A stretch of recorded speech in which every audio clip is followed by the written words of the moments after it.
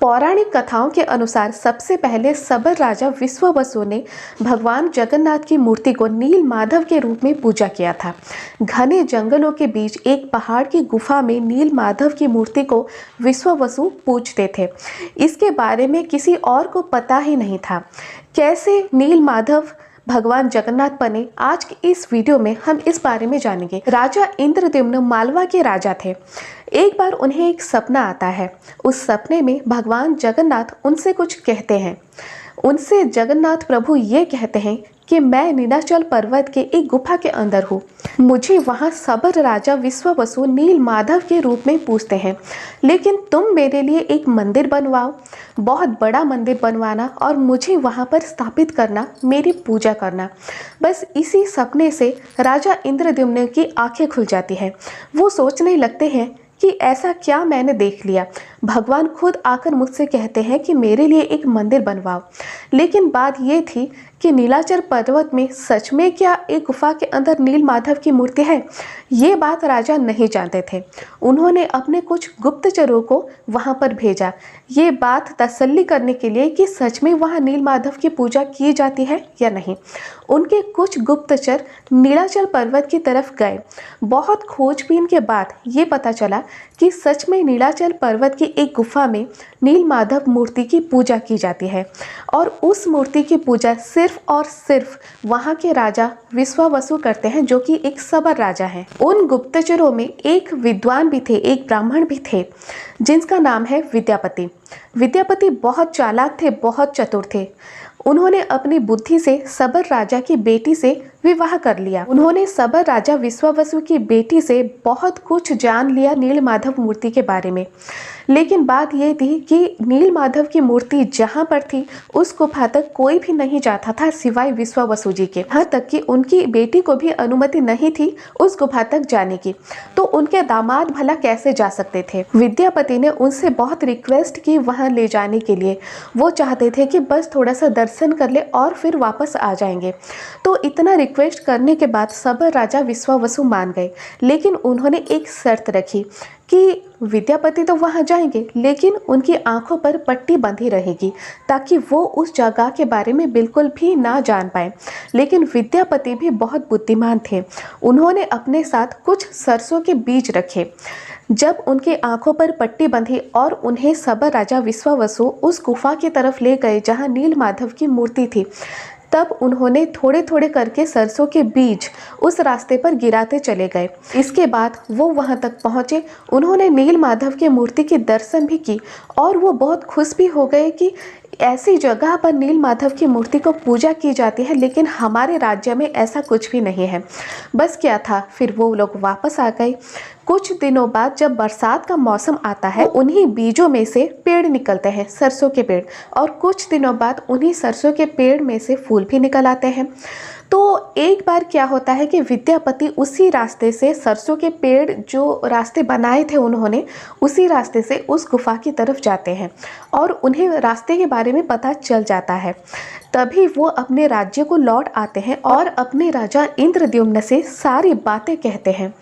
तो क्या था, राजा सोचते हैं कि अब तो हमें रास्ते के बारे में मालूम भी पड़ गया है, अब हम लोग वहाँ जाएंगे और उस मूर्ति को यहाँ पर लाके यहाँ स्थापना कर देंगे। राजा इंद्रद्युम्न ने अपने सैनिक बलों के साथ नीलाचल पर्वत पर आक्रमण किया, लेकिन जब वो लोग उस गुफा की तरफ गए और वहाँ पहुँचे, तब वहाँ नील माधव की मूर्ति नहीं थी। राजा बहुत दुखी हुए, अपने राज्य को लौट आए। फिर उन्हें एक सपना आया। नील माधव यानी भगवान जगन्नाथ ने उन्हें कहा कि मैंने कहा था कि मुझे लेकर आओ और यहाँ पर विराजमान करो एक मंदिर में, लेकिन तुमने क्या किया, तुमने सबरों के ऊपर आक्रमण किया और मुझे लूटने की कोशिश की। मैं ऐसे नहीं मिलूँगा। राजा बहुत दुखी हुए। राजा को कुछ समझ में नहीं आया कि उन्हें क्या करना चाहिए। उन्होंने बहुत ज़्यादा पूजा पाठ की भगवान जगन्नाथ को। उसके बाद उन्हें फिर से सपना आया और भगवान जगन्नाथ ने उनसे कहा, ठीक है, मैं यहाँ रहना चाहता हूँ। समुंदर में तुम्हें एक बड़ा सा नीम का पेड़ तैरता हुआ नजर आएगा। तुम उस बड़े से नीम के पेड़ को लेकर आना और उसी पेड़ से मेरी मूर्तियां बनाना और मंदिर में स्थापना करना। इसके बाद राजा के सैनिक दल समुद्र के किनारे उस नीम के पेड़ को ढूंढने गए जो कि तैरता हुआ उन्हें नजर आना था। उन्हें नजर भी आया, लेकिन जितने भी सैनिक दल वहां गए थे वो कोई भी उसे उठाकर नहीं ला पाए। इतना भारी लगा उन्हें, जितने भी सैनिक गए थे कोई भी उठा नहीं पाया उस नीम के पेड़ को। आखिरकार इंद्रद्युम्न ने हार मान ली और फिर से उन्हें सबर राजा विश्वावसु को बुलाना ही पड़ा। जब विश्वावसु वहां आए तो उन्होंने उस नीम के पेड़ को उठाया और पूरी तक लेकर आए। इसके बाद काम था मूर्ति बनाने का काम, लेकिन कोई कारीगर भी तो नहीं था। जो भी कारीगर आया मूर्ति बनाने के लिए वो मूर्ति बना नहीं पाया। कुछ दिनों बाद देवताओं के कारीगर विश्वकर्मा खुद एक बूढ़े के रूप में वहां पर आए और उन्होंने राजा से कहा कि मैं मूर्तियां बनाने का काम करूंगा। तो राजा ने कहा अगर कोई बना नहीं पा रहा तो शायद ये बना ले। राजा ने उस बूढ़े को परमिशन दे दी मूर्तियां बनाने की। फिर वो बूढ़ा मूर्तियां बनाने लगा, लेकिन उस बूढ़े कारीगर की एक शर्त थी। उसने कहा कि 21 दिन के लिए मैं बंद रहूंगा एक कमरे में और उसी कमरे में मैं मूर्तियां बनाऊंगा।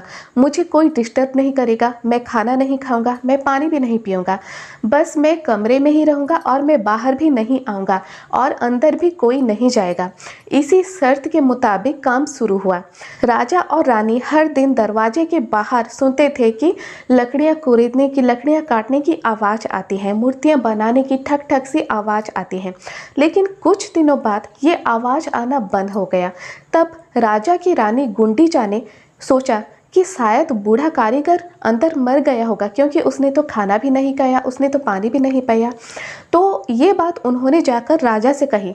राजा ने भी आकर यही देखा कि आवाज़ कुछ भी नहीं आ रही।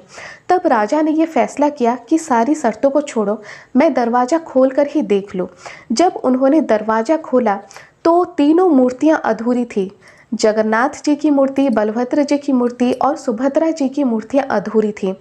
यानी हाथ तो बने थे, वो भी छोटे छोटे, पैर बिल्कुल भी नहीं बने थे और सुभद्रा जी के हाथ भी नहीं बने थे। राजा ने सोचा कोई नहीं, इन्हीं मूर्तियों को हम पूजा करते हैं और इन्हीं मूर्तियों को तब से लेकर आज तक पूजा की जा रही है। हर 12 साल में जब 2 आषाढ़ के महीने पड़ते हैं तब ये मूर्तियाँ बदल दी जाती हैं और नई मूर्तियाँ स्थापित की जाती हैं, लेकिन नई मूर्तियाँ भी एकदम वैसी ही बनती हैं जैसे कि पुरानी मूर्तियाँ। तब राजा ने सोचा कि जब सबर राजा विश्वावसु के पास नील माधव के रूप में पूजा पाते थे भगवान जगन्नाथ, यहाँ भी भगवान की पूजा के लिए सबरों को रहना चाहिए। आज तक दैतापति के रूप में यही सबर जाति के लोग पूरे मंदिर में भी पूजा करते हैं।